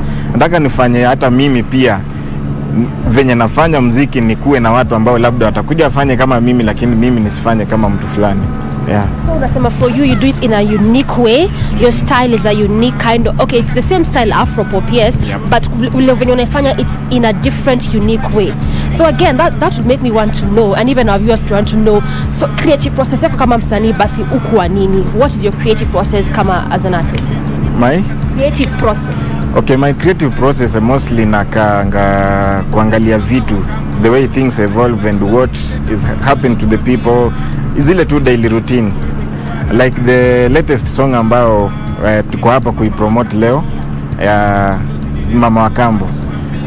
Ukiangalia the content yenye iko pale kwa wimbo, tulifanya mara mbili ili isikue eti Mama wa Kambo akisikia kama yuko mahali, najua wapo, kama yuko pale asifeel kuwa ni wimbo unamuingilia, hapana. Venye nimefanya na Divusi, tulijaribu kuika ikuwe ni conversation. Mimi nasema Mama wa Kambo ni mbaya kulingana, kuna wale vitu ambavyo wanafanyia their steps, the step children, yani wana mistreat nini, but kuna wengine pia wazuri. So ile mimi nikisema Mama wa Kambo sio mama, yeye anasema hapana, Mama wa Kambo ni mama pia. Sisi vijana sometimes, kwanza vijana wa sahi tunaendanga, ndio ushaisikia mtu anasema unalalamika sana kama mtoto wa kambo, kwa sababu akishajijua yeye ni mtoto wa kambo, kila kitu anaambiwa, hata akiambiwa umevaa nguo vibaya vaa vizuri ni shida, naona anaonewa, unaona. So the content ile mimi create mostly ni what happens to people daily, kama ni mapenzi, kama ni life ile watu wanaishi hivyo tu. And of course we'll be bringing Divusi in just a short while, pia tuambie her side of this particular song and what really inspired her to choose to sing the good side of Mama wa Kambo, sindio? Yeah. But again, let's go back to your music. That song, which one was it? Ekerewa. I saw that song and I saw that it actually ni wimbo ya kitu kutoka pale kitambo. Tuambie a bit about that. Okay, Ekerewa, the idea came when I was in school. Though I was cheeky, nilikuwa nasumbua, lakini sio venye walimu walikuwa naiweka. So kuna time nilikuwa nafika, unakuta uko tu class umeconcentrate unafanya vitu zake. Ekerewa inamaanisha kwanza ni kuekelewa kitu ambacho hujakifanya. So ile time mimi uko tu shughuli zake, and then unasikia kuna kitu ile happen, and then wewe ndio mtu wa kwanza unakuja kutafutwa. If this boy is in school and that thing has happened, he must be among the people, those students that wame cause the issue. So unakuta wewe umekujia kwanza class, kwanza kuja meet us in the staff room, unaenda unapigishwa magoti bure. Sometimes unaambiwa, kuna time mimi nilikuja nikapewa suspension, and then the suspension was ilikuwa inasema eti mimi sasa na wenzangu tunavuta bangi shule. Mimi mwenyewe sijavuta bangi. So nilikuwa nasema, yani kwa hiyo wimbo naambia walimu kwamba, ama watu wale ambao wanasikiza video ama wimbo wenyewe, kwamba sijafanya, ni kitu nimeekelewa. Yani ni kitu ambacho hujafanya, but una mtu anasisitiza, umeenda mahali kumekaa, and then unastukia kitu kimepotea hapo, naambiwa wewe ndio ulikuwa hapa sasa, wewe ndio umekuja wa nyuma. Hapana, kama wewe ndio umekuwa hapa, you have to know where that, kama ni pesa unajua kwenye hizo pesa zimeenda, unaona. But in real sense, so like that song imenifanya nikaenda kwenye concert za mostly prisons, because kuna time walikuja hata wale officers wenye wako pale, they believe there are some people in the prisons ambao wako pale without doing anything ile genuine. Wako pale yani ile kuwekelewa pia. Alikutwa mahali labda kitu kimefanyika, wewe uko hapo naambiwa nabebwa nyinyi wote. Yeah. Wow. So to say most your songs mostly ni about just the life. Like the life ya kawaida yenye people live, the things that people go through, na hizo vitu zote, si ndio? Yeah, my music is all about inspiring and motivating people, because kuna vitu ambavyo watu wanapitia, they need us kama wasanii, but sisi tumepoteza kwanza mwelekeo, na nataka kwanza tujifunze kidogo about music. Music iko na many ways zile, hata tukiongea kuhusu African culture, kulikuwa na music ile time ya kuharvest, unaona. From where I come from, kuna nyimbo ambazo watu walikuwa naimba. Ndio sisi ni wajuzi, lakini tulikuwa tunapigiwa story. When harvest ikiwa poa, kuna nyimbo ambazo wanaimba. Kukikuja kitu kama flood ama drought ama nini, kuna nyimbo za kuliwaza wale watu wanaimba. Kukiwa mtoto akizaliwa, kuna nyimbo za furaha zinaimbwa, unaona. Na kama kuna kitu kama mtu ameaga, kuna nini, kuna zile nyimbo pia. Yani music was made to do that. But sisi tumepoteza mwelekeo. Kama ukiangalia sasa hivi wasanii, we want to do things that is in a trend. Unakuta mtu ameimba wimbo ndio views atapata, but ukiangalia ile effect ambayo wimbo unafanya kwa community ama society hakuna, because watu ni ile tunajibamba tu, nifanye kitu nijibambe, but muziki nafaa tunaigeuza kidogo. Unaangalia huu muziki nikifanya, on the other side wale watu, unajua sisi ni manufacture something, so wale consumers ambao wana consume our music, ni nini ambacho tunawasaidia nacho kupitia muziki wetu. So that's the way out ambayo mimi mostly na jaribu sana nifuate. Wow, that's deep. That's deep. So it's about that time now we bring Gertrude atuambie now her side of the story on this same song that you're talking about, which actually is their latest song called Mama Wakambo. From Baby Black, atuambie his perspective is ule Mama Wakambo mwenye si mzuri, eh? Now from Gertrude's side, ni the one that actually is someone who's good and changing our perception of who stepmothers are, si ndio? Why did you choose your angle? Mbona specifically go with that thinking of, or that sort of, let me paint them as good people? Tasemaji, Mama Wakambo ni ukimtreat vizuri, azini ukimpenda pia atakupenda. Nataka tukuone nani anaongea. Nimeshtuka. Natetemeka, lakini itabidi tu nimejipea nguvu. Okay. Mama Wakambo ni mtu pia. Na Mama Wakambo pia anaweza kuraise, na ni mtu anaweza takupenda kushinda mama yako mwenyewe. Sieti juu ni Mama Wakambo akikwambia umevaa vibaya unaona tu huyu mama ananionea. Inafaa pia uende ukae chini ujifikirie, ukweli ngo nimevaa vibaya? Ukiona anakuambia kitu, fuata hiyo kitu, inaweza kwa the right way. Mimi tu niliona tusichukulie wa mama, hata saa zingine mimi penye nitaenda maybe nitakuwa Mama Wakambo wa mtu na sijui. Alright. Sikia ya. Na mbona collabo na Baby Black? Baby Black ni mtu wako experience na music. Ni one of my mentors. Cause kama si yeye singekuwa kwa music. Singeendelea na music, that is si ndiye alinileta kwa music, but mimi nikimwangalia venye ufanya napata nguvu ya kuendelea na music. Hata nikifanya ngoma na niambia hii iko poa. Sasa yeye ndiye ananipea nguvu na motisha kuendelea, because ameka kwa industry sana. Hata mimi namwombeanga Mungu aende juu kabisa. Wow, that's nice. That's nice. Thank you so much, at least for telling us why you chose to go with that other side of Mama Wakambo, because we always think of them as watu wenye can they really be there for these other children? Sindio? Yes, they can. Yeah, all right. Now, when you hear what she's saying in terms of when you come a role model wake anakuangalia, you are like her mentor, how does that make you feel as someone who's really been here for a long while, given the fact that unapata wasanii wengi they really lack that, they really lack mentors and people to look up to as we finalize? Okay, for me, when I got into music, sikuwa na mtu wa kunishika mkono. So when I came, at least ikafika mahali ambapo naona naweza fanya kitu na watu wasikie, yeah. So I chose, niliona at least nifanye kitu ambacho wale watu watakuja at least kuniangalia mimi kama mentor wao, itawasaidia na itawafanya pia wakue like me. Unajua, like for her Divusi tumewaka pamoja, we work in the same studio, Sound 34 Media. She has been there. Kuna wimbo wake hiyo ambao unaitwa Dimela, so I saw content yake pia venye ana create music. Dimela ni kama kaupepo fulani, ile inabebanga nyumba, inaangusha nini, naona. So ile mimi nilikwanza naangalianga mtu venye una make your own things, and then naona you have got something in you, and at least ukiwork on pia pamoja na mimi tunaweza sukuma. Sio tu Mama wa Kambo peke yake, tumefanya so far 2 songs. The other one maybe video itakuwa inakuja late, maybe next month, because ni wimbo ambao ndio tunapangia video. Sitaki tutoe uhondo sana, but we are working on a second project. The audio is already out, but now the video is ndio tunashughulikia. Thank you so much, at least for your time, and also making us understand more about our culture na muziki ya Kenya. All right, that's how we bring this conversation to a close. That has been Baby Black as well as Getro, just talking to us about their music and their different various journeys. But again, this is how we close Entertainment Thursday this morning. Till next week, my name is Dorina Range. Good morning.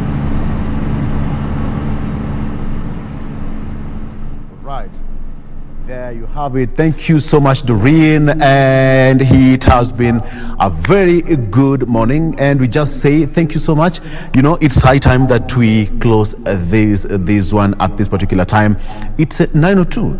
It's this particular time that we need now to move to the Court of Appeal, where the BBI case is still being heard. And today it is the respondents' time to submit their oral submissions before the 7-judge bench. So let me just get to appreciate just a few in just 2 seconds. We have got Maisha rolling, Kabati saying that ako pamoja, good morning Kenya. Somebody, this is called Philip Mulei, all the way from Nkobo, Meru. Thank you so much for watching. We have Paul P. Namerial saying that he's watching from Kapenguria, and Abdallah Mdambo saying that he's live from Uganda. Ogambachi Sebo, Sebio Tano. We have got Samson Nyakumba saying that he's watching from Riyadh, Nairobi as well. And we have got Horembo Joe Karimi Muriuki all the way from Kirinyaga County, and so much more. Lele Kiplagat saying that Nakuru is tuned in. Benson Kitinda saying that he's tuned in. He's not said that where he's watching from. And of course we have got Jose Kasa and Lonkasaba saying that he's watching all the way from Kitale. Thank you so much, gentlemen and ladies. And of course, at this particular point, I just have to say adios. Thank you so much. It's now time to take a break, but when we come back, we will be going straight to the Court of Appeal, where the case on BBI is being heard. My name is Victor Lo. Have a good morning. For now, it's time for me to panga vitu zangu pole pole, and we say it has been a good morning. Enjoy the rest of your good morning. That the judges of the Superior Court ignored decided cases and went on their own and failed to put and to factor in the jurisprudence that was emanating from such cases. One of that case, my lady, my lord, is constitutional petition number 689 of 2008, where the 3-judge bench constituted of Justice Koril, Justice Mombi, and Justice Odunga dealt effectively with the question of the applicability of the basic structure in this republic. The name of the case, please.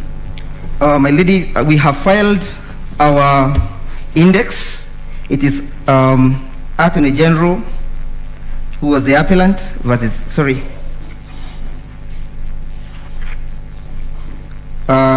It was Samuel Mutua Kavuitu and others versus the Attorney General.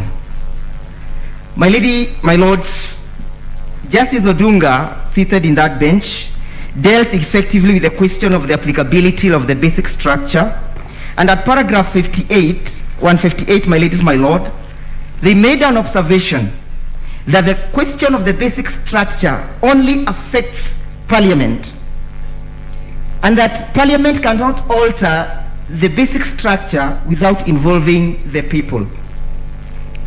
My ladies, my lord, the reasoning behind this case, my lady, was of course the Casavananda, And it is important to recapture the history behind Casanavanda. That as at that particular time, my ladies, my lords, when the Supreme Court of India sought to deal with the matter before it, the Constitution of India was suffering the 24th and the 25th amendments. And that is why, my ladies, my lord, the judicial officers crafted a means of protecting the Constitution from arbitrary mutilation without involving the people. And therefore the question, and the fundamental question to be answered, my ladies, my lords, does the Republic of Kenya find itself in that circumstances? Our answer is in negative. The Republic of Kenya and the people of Kenya, when they gave unto themselves the Constitution, having experienced similar experiences in the repealed Constitution, enacted Article 255. And when they enacted Article 255, my ladies, my lord, they also reserved some powers for themselves. The powers emanate from Article 1, when they said that the people can exercise their powers directly or indirectly. And in the question of the amendment of the Constitution, they reserved themselves under Article 257. Article 257 is clearly for the individuals and the Kenyans who have no access to parliament. My ladies, my lord, that observation was done by the judges of the Superior Court. If you look at paragraph 490 of the impugned judgment, all the way to paragraph 496, the judges are making a very correct observation that them that do not have the ability to move amendments through parliament, they have their leeway in Article 257. But what do they go and declare, my ladies, my lord? They go and make an observation that even we the people exercising our sovereignty cannot do so